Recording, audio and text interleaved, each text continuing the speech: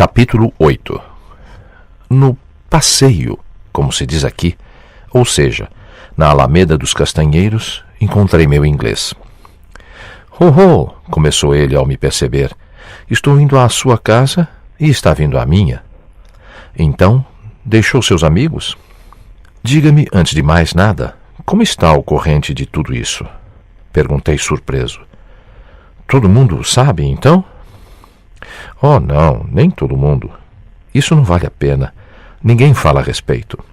Então, como sabe? Eu o sei, ou melhor, tive a oportunidade de me informar. Para onde irá agora? Sinto-me seu amigo, motivo pelo qual estava indo à sua casa. É um homem valente, Mr. Astley, eu lhe disse. Eu estava estupefato. Como teria sabido? E como não tomei ainda meu café, e o senhor, sem dúvida, acaba de tomá-lo, vamos ao cassino. Fumaremos e lhe contarei tudo. O senhor terá também alguma coisa a me contar. O café ficava a 100 passos. Instalamo-nos confortavelmente, nos serviram, eu acendi um cigarro. Mr. Astley não fumava e, com os olhos fixos sobre mim, preparava-se para me escutar. Não vou a parte alguma, comecei. Vou ficar aqui. Estava persuadido que iria retirar-se, disse Mr. Astley num tom aprovador. Chegando à casa de Mr. Astley, eu não tinha nenhuma intenção de lhe falar de meu amor por Paulina. Desejava até mesmo evitar esse assunto. Nestes últimos dias, eu não havia dado um pio a seu respeito. Além do mais, ele era muito tímido. Eu havia, de imediato, notado que Paulina lhe causava uma forte impressão, mas ele jamais pronunciava seu nome. Coisa estranha. Tão logo ele se sentou, fixando sobre mim seu olhar morno e insistente, me veio, Deus sabe a razão, o desejo de lhe contar tudo, quer dizer, sobre o meu amor e todas as suas nuances. Falei durante uma meia hora sem parar, e isso me fez um bem extraordinário. Era a primeira vez que eu me abria a esse respeito com alguém. Percebendo que ele se perturbava nas passagens particularmente quentes, aumentei intencionalmente o ardor de meu relato. De uma coisa me arrependo. Falei demais do francês. Mr. Astley me escutava, sentado à minha frente, imóvel, sem proferir uma palavra ou um som, mas, quando fiz alusão ao francês, ele me interrompeu bruscamente e me perguntou, num tom severo, se eu tinha o direito de mencionar esta circunstância acessória. Mr. Astley tem sempre uma maneira muito estranha de colocar questões. O senhor tem razão. Temo que não, respondi. Sobre esta Marquês e Miss Paulina, o senhor nada pode dizer de objetivo, livre de simples suposições? Não, nada de objetivo, está certo, respondi. Se é assim, está errado não apenas de me falar disso, mas até de pensar tais coisas. Bem, considerei. Não se trata disso no momento, o interrompi, surpreso comigo mesmo. Contei-lhe a história do dia anterior em todos os detalhes, a afronta de Paulina, minha aventura com o barão, minha demissão, o comportamento de poltrão do general e, enfim, lhe contei minuciosamente a visita de De Griers. Finalmente, lhe mostrei o bilhete. O que deduz disso tudo? Perguntei. Vim até aqui justamente para lhe pedir sua opinião. No que me concerne, eu mataria com prazer esse galãzinho francês e talvez até o faça. Eu também, disse Mr. Astley. Quanto a Miss Paulina, sabe que nos relacionamos mesmo com pessoas que execramos, caso a necessidade a isso nos conduza. Pode ser que aí existam implicações que ignora, dependendo de circunstâncias secundárias. Creio que pode se tranquilizar, em parte, bem entendido. Quanto ao seu gesto de ontem, ele é evidentemente estranho, não porque tenha querido livrar-se do senhor empurrando-o na direção da bengala do barão. Não compreendo, aliás, porque ele não a usou, já que estava à sua mão, mas porque um despropósito desse tipo é indecente para uma moça tão notável. Evidentemente, ela não poderia supor que o senhor executaria ao pé da letra esse desejo malicioso. Sabe, gritei subitamente, olhando Mr. Astley com atenção. Creio que o senhor já ouviu falar de tudo isso. Soube através de quem? Da própria Miss Paulina? Mr. Astley me olhou com espanto. Seus olhos brilham, e neles eu leio a suspeita, disse ele, reencontrando de imediato sua calma. Não tenho o menor direito de levantar tais suspeitas. Não posso lhe reconhecer este direito e me recuso formalmente a responder sua pergunta. Bem, deixemos para lá. Além disso, é inútil, exclamei, singularmente agitado e sem compreender aquilo que me viera à mente. E quando, onde, como Mr. Astley teria sido escolhido por Paulina como confidente?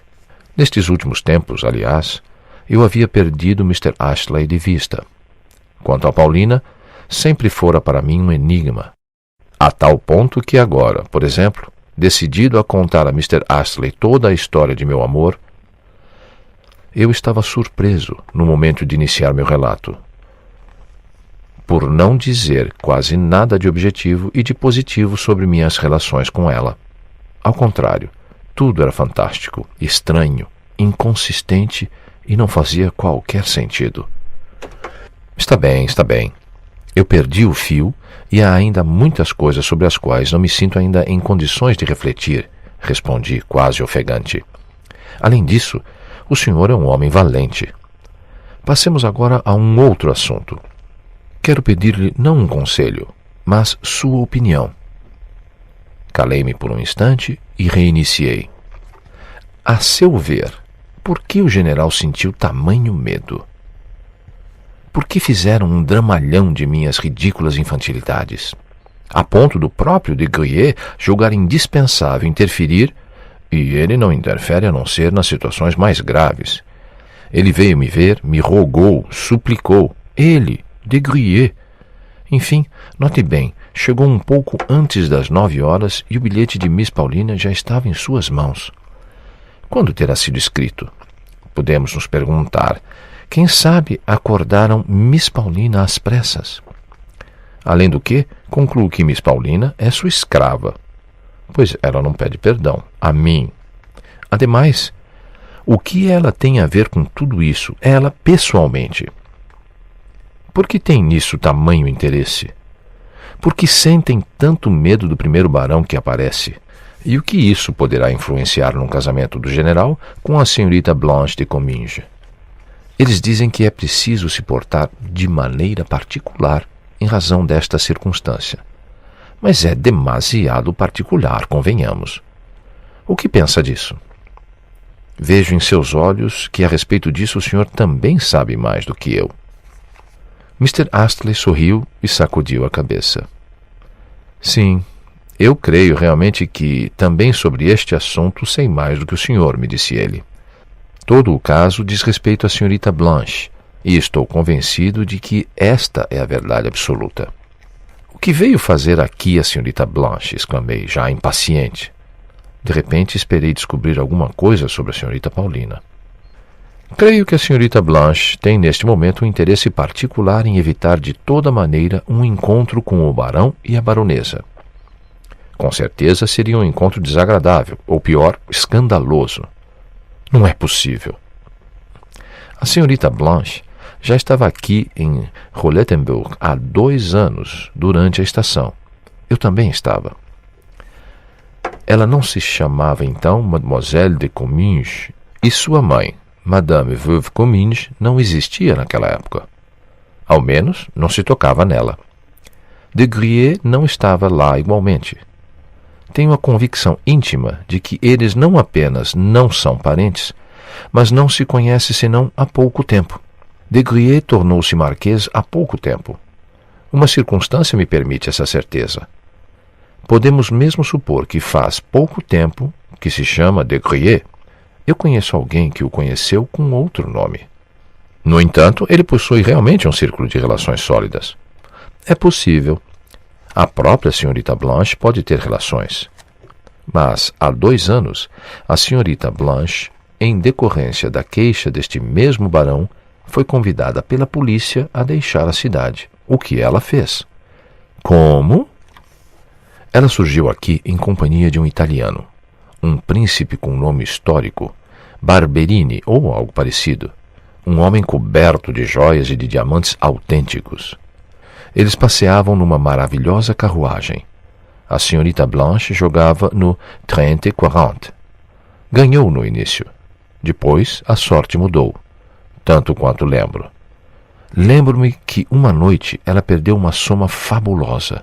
Mas o pior foi que numa bela manhã seu príncipe desapareceu, não se sabe para onde. Os cavalos, a carruagem, tudo desapareceu. Ela devia quantias vultosas ao hotel.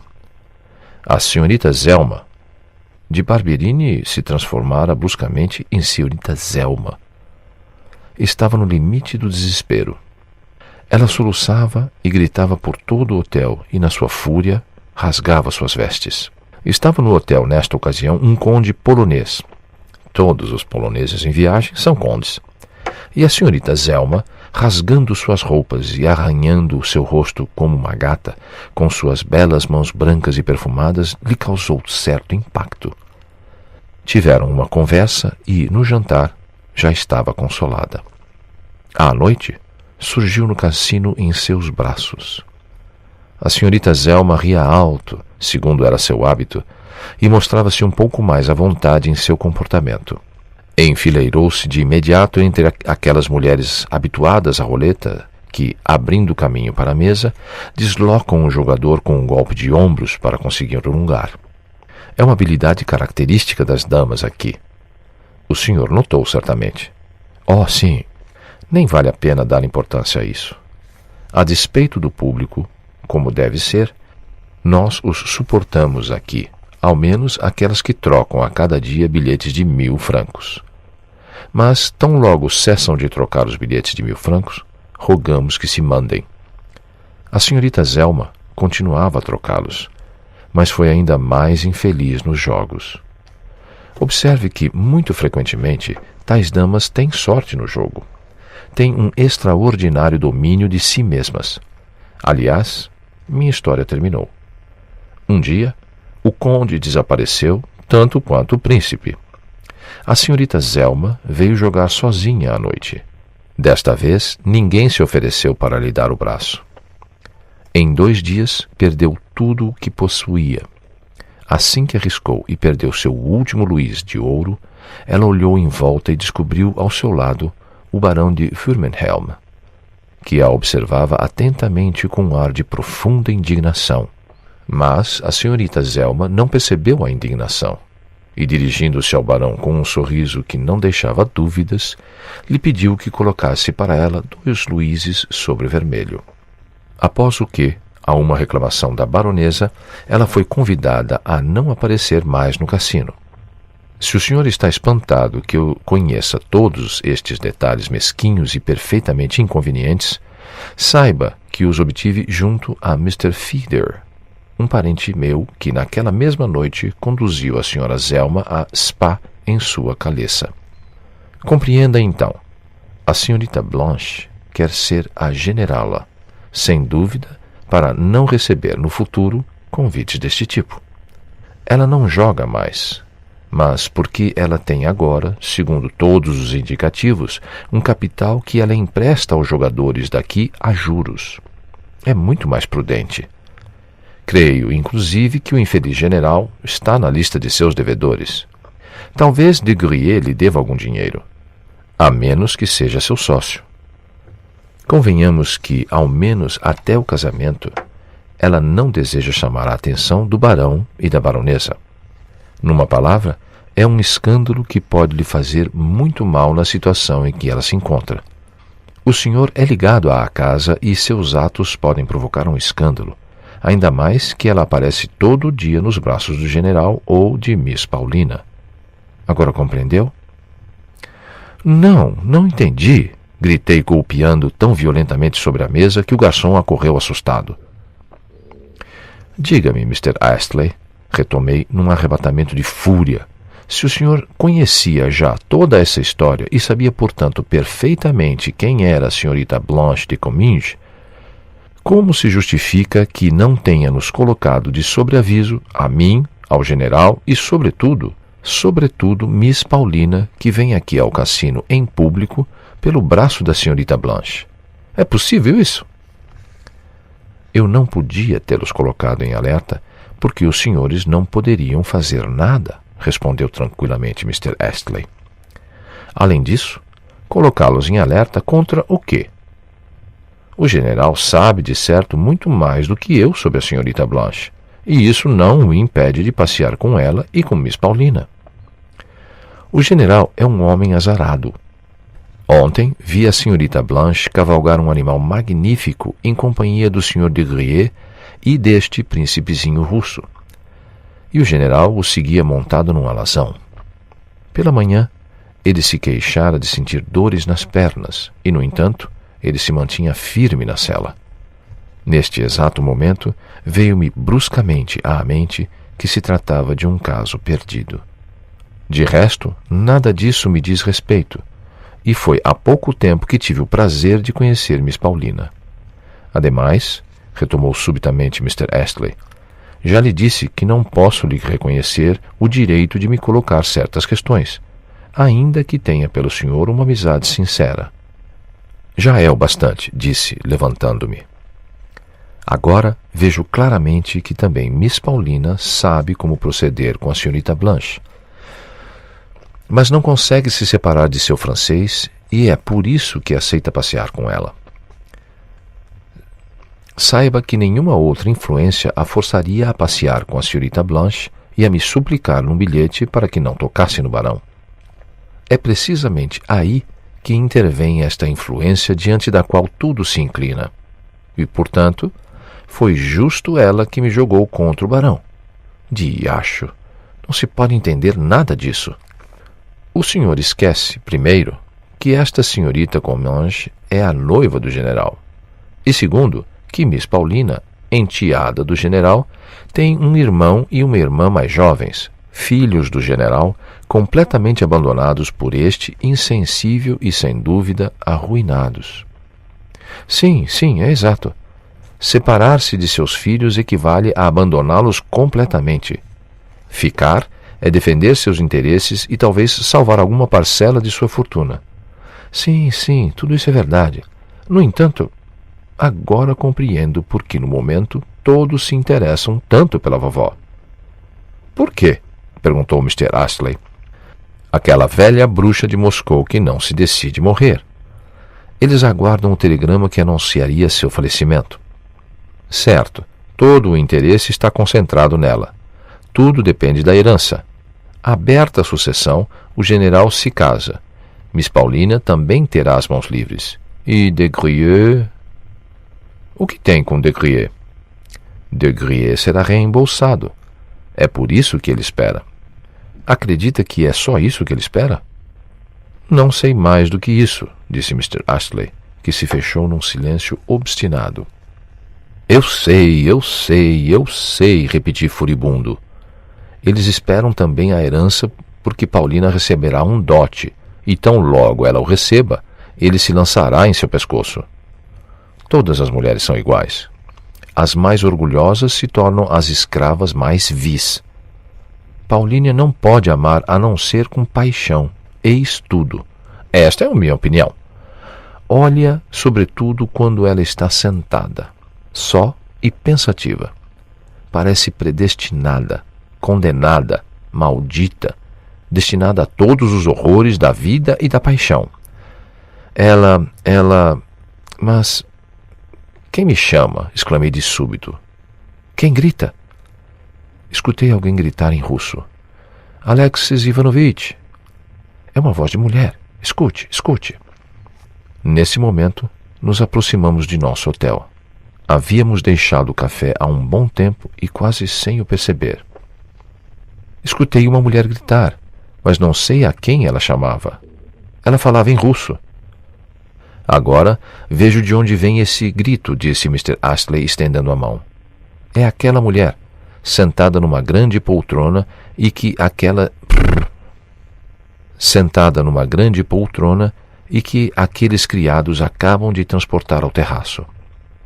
Carregam malas atrás dela. É, portanto, o trem que acaba de chegar. Mas por que ela me chama? Ela volta a gritar. Veja, está acenando para nós. Estou vendo, disse Mr. Astley. Alexis Ivanovitch! Alexis Ivanovitch! Oh, meu Deus, que imbecil! Estas exclamações, pronunciadas com uma voz aguda, nos chegavam do terraço do hotel. Corremos quase até a escadaria. Alcancei o patamar. Meus braços caíram com estupor e meus pés grudaram ao solo.